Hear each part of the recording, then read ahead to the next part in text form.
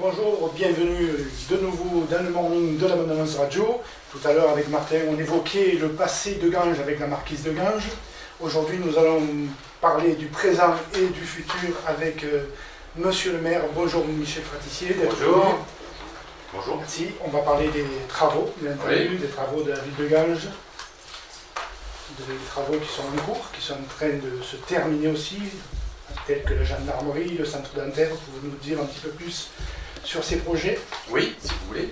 Donc les travaux sur la ville de Ganges sont importants. En ce moment, il y a à la fois des investissements publics réalisés par la municipalité, et puis il y a des investissements privés qui sont importants et qui n'ont jamais été faits depuis quelques années. Donc ça veut dire qu'aujourd'hui, la ville de Ganges se tourne résolument vers un devenir qui est autre que celui qu'elle a connu. On a connu un déclin à partir des années 70, assez grave, avec un déclin démographique et surtout industriel. Et depuis, on va dire, quelques années, aujourd'hui, la ville de Ganges retrouve une certaine dynamique. Donc c'est important de la conforter, cette dynamique, et de l'encourager. Voilà. Alors cette gendarmerie, elle va voir le jour quand elle va se terminer? Début décembre, les travaux se terminent fin novembre, c'est 2,5 millions d'investissement. C'est une opération qu'on a montée avec Hero Habitat. J'en profite pour les remercier parce que c'est une opération exceptionnelle au sens propre du terme, puisque il n'y a que chez nous que ça s'est fait pratiquement. En tout cas dans l'Hérault, ça ne s'est jamais fait. Et c'est Hero Habitat donc, qui construit la caserne pour 2,5 millions d'euros, et nous avons donné le terrain. Ça a été acheté par la municipalité pour 600 000 euros, et nous en donnons la moitié à peu près à la caserne de gendarmerie. Donc ils prennent les locaux à partir du 1er décembre. Elle ne sera pas ouverte au public à partir du 1er décembre parce qu'il faut à peu près un mois pour qu'ils s'installent.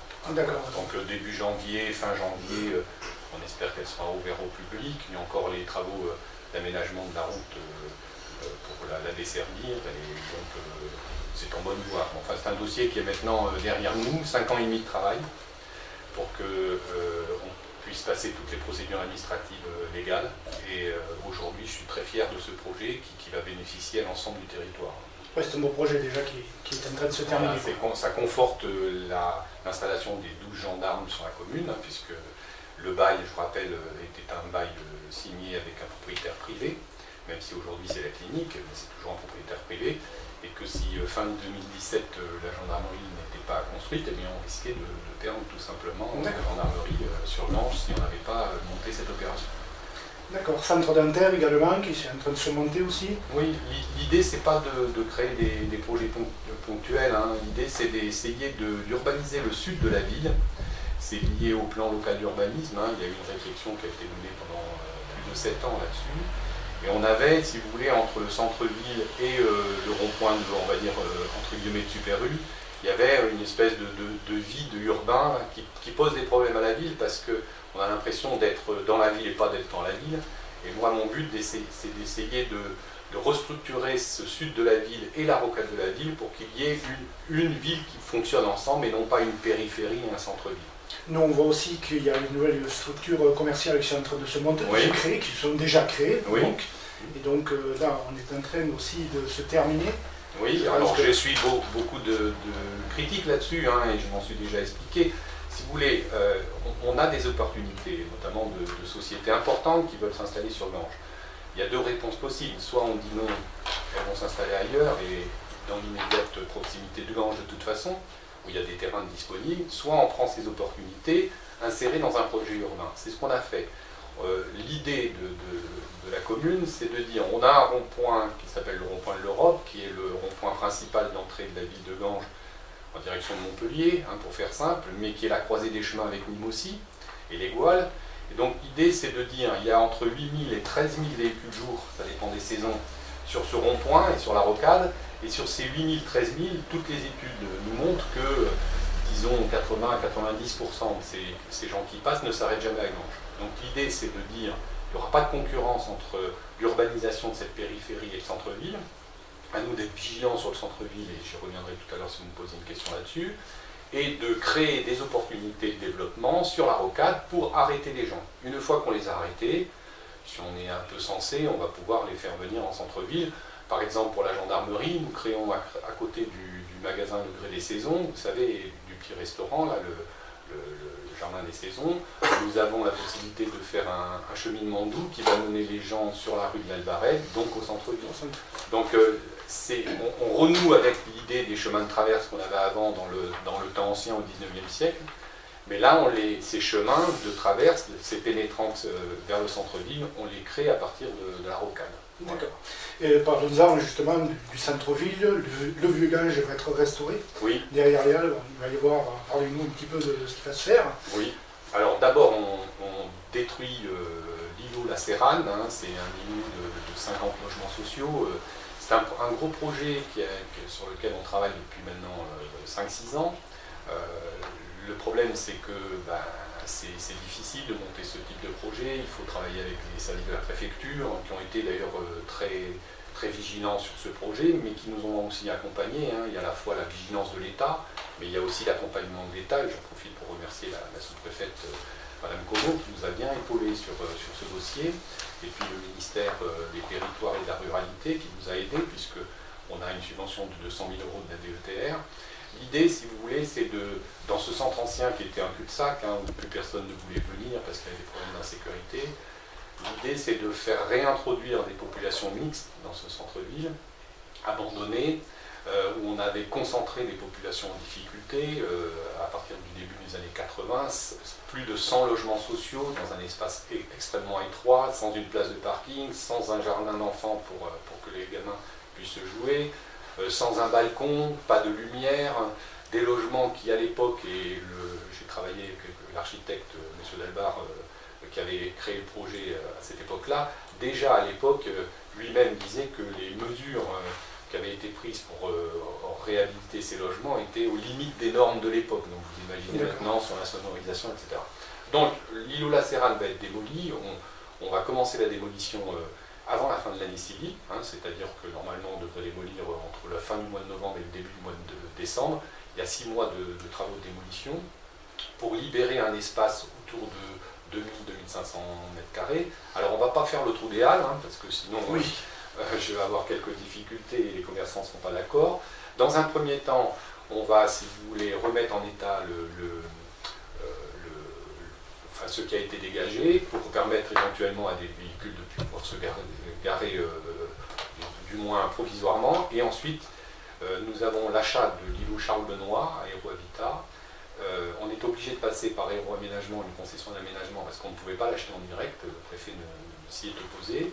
Et nous allons donc démolir dans une deuxième temps l'îlot Charles-Benoît. Et il y a un projet d'ensemble sur ces 2 parcelles, compris la halle marchande, pour, dans un premier temps, sur l'îlot La Sérane, créer du bâtiment public, notamment des salles pour les associations. Donc on renoue un peu avec le projet de maison d'association. L'idée c'est de faire venir des gens, salles de danse, salles de musique, salles de formation, tiers-lieux, etc. Peut-être réaménager le centre social et culturel, leur proposer des locaux en centre-ville. Mettre des commerces nouveaux en centre-ville de proximité, parce que ça c'est important, aux normes handicapées, hein, parce qu'il y a beaucoup de commerces à Ganges qui ne peuvent pas aujourd'hui être réhabilités par rapport aux normes handicapées. Donc offrir des commerces de proximité qui seraient intéressants, peut-être par exemple une petite supérette de centre-ville pour les personnes âgées, créer du logement, mais du logement plutôt à destination des personnes âgées qui elles seraient intéressées pour revenir en centre-ville, des places de parking, et puis bien entendu le fameux hôtel de Jérôme Biomorel, oui. On espère qu'il se créera. À l'hôtel Bertrand, c'est ça? Alors ce ne sera pas à l'hôtel Bertrand, au départ c'était à l'hôtel Bertrand, plus maintenant. D'accord. Il sera situé certainement sur l'emplacement de l'îlot Charles-Benoît, qu'on va lui céder une fois qu'on aura démoli. Et je le dis à tous les Gangeois, il n'est pas question de démolir les halles, parce qu'on entend beaucoup de choses, malgré la communication qu'on fait, donc merci de pouvoir m'expliquer là-dessus ouvertement. Les halles, on ne les démolit pas, c'est un pavillon Baltard, intéressant architecturalement. Ce qu'on démolit, c'est les murs, les cailloux, c'est pas très joli. Hein. On va l'ouvrir, cette halle, comme on fait dans toutes les halles aujourd'hui, un peu modernes. On ouvre ce bâtiment pour qu'il garde sa structure actuelle. Et en fait, les commerces qui seront dans les halles seront des commerces comme on les trouve dans tous les halles, avec une ouverture de part et d'autre. C'est-à-dire, à la fois, on pourra rentrer dans les halles et faire ses emplettes dans les halles, Et de l'extérieur des halles, on pourra aussi faire ces emplettes. Les commerces seront ouverts des deux côtés. Donc l'idée, c'est de recentraliser les halles. Si vous voulez, les anciens, à la fin du 19e siècle et au début du 20e siècle, quand ils ont construit ces halles, ils ont eu l'idée d'en faire un centre de Ganges, hein, autour de ce qui était le château avant. Oui. Eh bien, c'est l'idée de la municipalité aujourd'hui, de redonner une centralité commerçante aux halles pour que ce quartier revive. Si on a une halle qui fonctionne, l'ensemble de ce quartier refonctionnera et on aura des habitants qui viendront avec plaisir redécouvrir le patrimoine qu'on a à l'intérieur de... C'est le noyau du centre en fait. Hein. Exactement. Oui, ça, c'est cool. Le commerce à Ganges, il est un peu trop diffusé pour une ville de 4200 habitants. C'est vrai que quand Ganges avait 5000 habitants avec aucun chômeur, c'est vrai que dans la rue Biron et le bout de la rue Biron, ça pouvait fonctionner. Aujourd'hui, ces commerces ont des difficultés. L'idée, c'est de proposer un cœur commerçant qui va vivre au centre-ville et éviter la dilution dans l'espace de ces commerces qui ne fonctionnent pas. Si vous permettez, on va parler de parking. Oui. Je vois qu'il y a déjà la rue Biron qui a été aménagée en zone bleue, Oui, la rue des Arts aussi, oui. pour pouvoir se garer. Oui. Qu'est-ce qu'il en est par rapport à toutes ces structures commerciales qui se sont montées sur le rocade, qui l'ont supprimé, hélas, malgré tout, quelques places de parking. Est-ce qu'il va y avoir des aménagements de prévus pour ces parkings, Tout à pour le fait. centre-ville, quoi? Alors, d'abord, je redis ce que j'ai déjà dit. À Ganges, on n'a pas de difficulté pour se garer, sauf le vendredi matin. C'est ça. Je vous rappelle quand même qu'entre Baticop, la Cité Jardin, on a un parking de plus de 70 places qui est à moitié occupé tout au long de la semaine.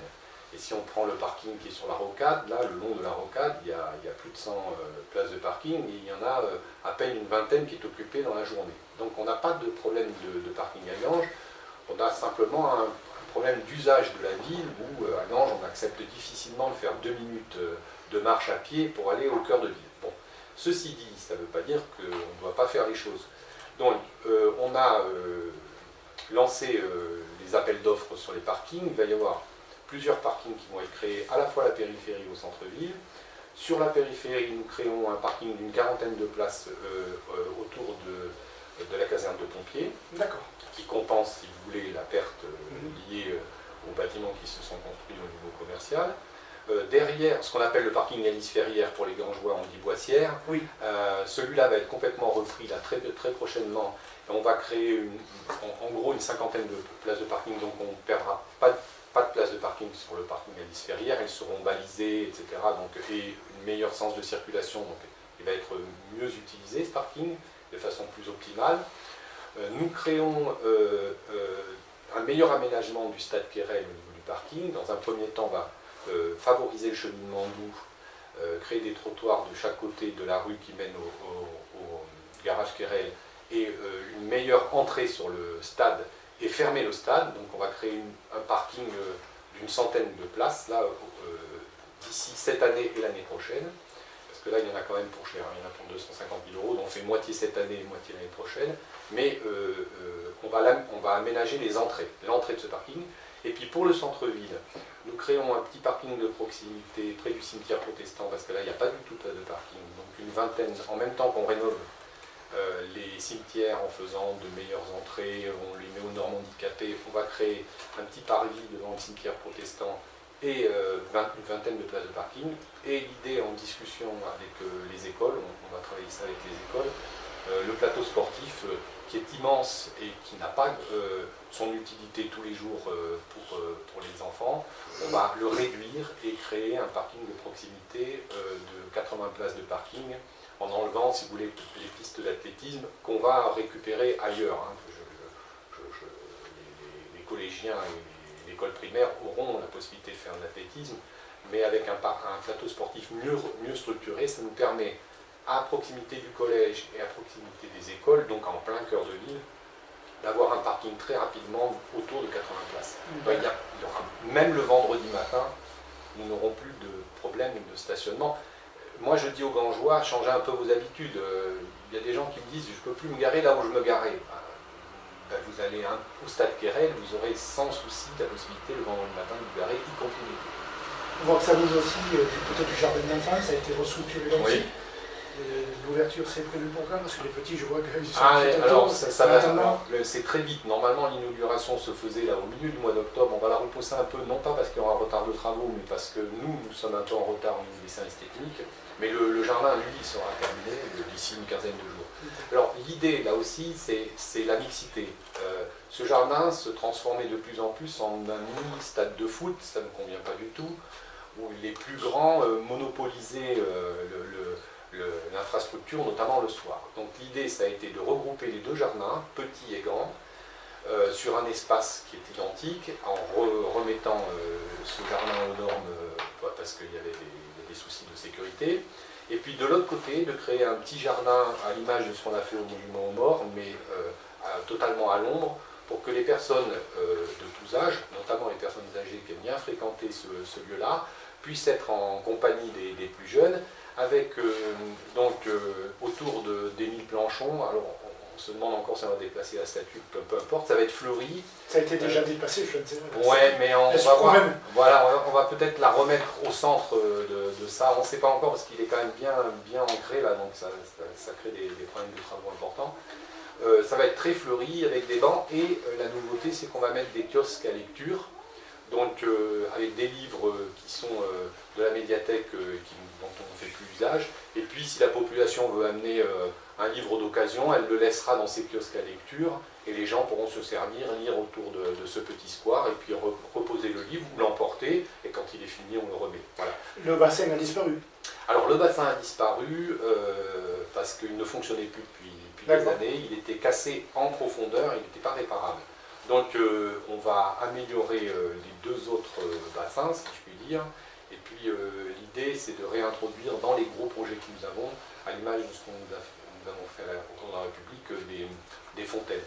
Le problème des fontaines, c'est qu'il y a un coût en eau, et comme on est en village ville fleurie, et qu'on espère avoir une première fleur rapidement, on est obligé d'avoir des restrictions d'alimentation en eau pour les jardins. On a un cahier des charges assez strict, donc il faut être vigilant sur les fontaines. On voit aussi une voie verte qui est en train de se mettre en place entre Ganges et Sumène. Oui. Les travaux ont démarré. Alors les travaux ont démarré, normalement, alors ça c'est le conseil départemental du Gard qui s'occupe de ça, normalement elle devait être ouverte à la circulation piétonne et vélo au mois de novembre. Alors je ne sais pas si les travaux ont pris un peu de retard, mais enfin en tout cas c'est bientôt. Hein. D'accord, ça va être intéressant aussi. Voilà, et ça va être complété par une voie entre Ganges et Moulette dans un premier temps, et ça c'est le conseil départemental de l'Hérault. Donc nous on leur cède pour l'euro symbolique la voie de chemin de fer, et ils vont, les pré-travaux ont été faits, et ça va commencer, on va dire, en 2018. Alors encore une question sur la clinique Saint-Louis, pouvez-vous nous donner quelques détails là-dessus par rapport au déménagement? On entend parler que la clinique va déménager. Alors, elle ne va pas déménager demain matin, sinon ça se saurait. Le propriétaire Cap Santé, Lamine Garbi, que je salue, et qui est un homme énergique, a décidé depuis le début, quand il a voulu reprendre la clinique de Ganges, de faire un Saint-Louis II. Donc il a fallu qu'on se mette au travail pour négocier avec le propriétaire sur le terrain qui était pressenti à la fois par la municipalité et le groupe. C'est l'entrée de Ganges côté Nîmes. Ces terrains, il a fallu discuter avec les propriétaires, on est tombé d'accord sur un prix de vente et les compromis de vente ont été signés. Donc ça c'est une bonne nouvelle. On en est qu'au compromis puisque maintenant il faut que nous puissions faire une rénovation du plan local d'urbanisme. On est en cours, on a pris un cabinet d'études qui nous a rendu une première étude que mes services d'urbanisme sont en train de mettre à l'étude. Et d'ici quelques mois, parce qu'il faut discuter avec l'État, d'ici quelques mois, ces terrains, je l'espère, seront devenus constructibles. Et à ce moment-là, le groupe déposera un permis. Donc pour ce genre de choses, un permis c'est lourd, hein, parce que c'est 12 millions d'investissement. Donc on va dire que si on ne prend pas trop de retard, 6 mois de plus pour réviser le plus, l'architecte qui fait son projet, il faut compter un an de plus.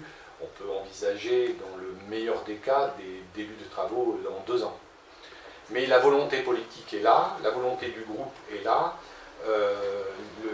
Ça ferait 12 millions d'investissements pour Ganges privé, donc sans que ça coûte rien à la municipalité, on sait très bien, qui s'ajouterait aux millions d'euros investis à la fois par des sociétés qui s'installent sur la rocade et en centre-ville. Je pense que c'est bien l'investissement public, c'est encore mieux l'investissement privé parce que ça ne coûte rien à vos impôts. Hein, voilà. Des emplois sont à venir, donc... Oui, par exemple, pour la venue des commerces sur la rocade, là, les nouveaux qui vont s'installer, c'est une quinzaine d'emplois qui se créent et aussi Super U qui réajuste son offre commerciale puisqu'il a des concurrents qui viennent s'installer sur la rocade, donc lui aussi il emploie. Donc, par exemple, Super U emploie très vite là, 6 personnes d'ici le début du printemps. Ça bouge quand même. C'est en train de bouger. Ils sont ouverts le dimanche aussi, on s'aperçoit que ils sont ouverts le dimanche matin. C'est un peu malheureux, ça c'est lié à la concurrence qui est un peu farouche. C'est Intermarché a voulu ouvrir le dimanche matin, Super U s'est aligné. Je le regrette parce qu'il faut protéger aussi à la fois les salariés et les familles et les petits commerces en centre-ville. Mais moi je pars du principe qu'à partir du moment où sur le centre-ville on rend la ville plus agréable, plus belle, plus fleurie, plus tranquille aussi, hein. Je m'y suis beaucoup attaqué, même si tout n'est pas parfait. On a aussi une population qui fréquente le centre-ville, qui n'a pas envie de se déplacer à la rocade. Vous avez des tas de gens qui restent sur le centre-ville et qui commercent en centre-ville. C'est une adaptation au monde moderne. On ne peut pas lui tourner le dos, on ne peut pas le refuser, on doit y être vigilant et protéger les populations les plus faibles, les plus démunies. Je ne parle pas simplement ceux qui sont en difficulté sociale, je parle aussi des personnes âgées, etc., pour leur permettre de faire leurs courses, y compris en centre-ville. Vous savez, il n'y a pas longtemps, une dame qui est venue nous voir pour ouvrir une librairie à Nantes. On a eu toutes les peines du monde à lui trouver un emplacement réel. Donc ça veut dire que c'est vrai qu'il y a des commerces en centre-ville qui sont fermés. Quand ils sont fermés, la plupart du temps, ils ouvrent assez rapidement finalement. Il y a un repreneur. Et quand ils n'ouvrent pas rapidement, c'est parce que les propriétaires de ces commerces sont parfois trop ambitieux sur les loyers et sur ce qu'ils offrent comme commerce. Donc c'est un équilibre à trouver. Mais vous voyez, cette librairie qui veut s'installer en centre-ville parce qu'elle veut être dans le centre-ville, eh bien, elle réfléchit sur ce petit bout de Rubiron, là, hein, vous voyez, et bon, elle est en train de discuter avec des propriétaires, et ça se passe bien, on va y arriver. Donc, je ne suis pas, pour l'instant, très inquiet sur le centre-ville. Il faut être vigilant, et de toute façon, l'essentiel des investissements se font sur le centre-ville. Regardez le cours de la République, quand on aura terminé, on aura investi plus de 2 millions d'euros sur le cours de la République. Quand on aura terminé le centre-ville, on aura investi des sommes assez importantes, tout en étant vigilant sur les emprunts de la commune. Merci, je crois qu'on a fait le tour de cette belle ville de Ganges. Combien d'habitants? 4000 environ? 4002, d'après le dernier recensement, on est autour de 4002. Voilà. Merci beaucoup d'avoir accepté notre invitation. Merci. Au revoir. À très bientôt, monsieur le maire. Au revoir. Au revoir. Allez, on enchaîne, on va écouter le journal de l'information de 11h. Ensuite, on écoute un peu de musique et on se retrouve tout de suite après. À tout de suite.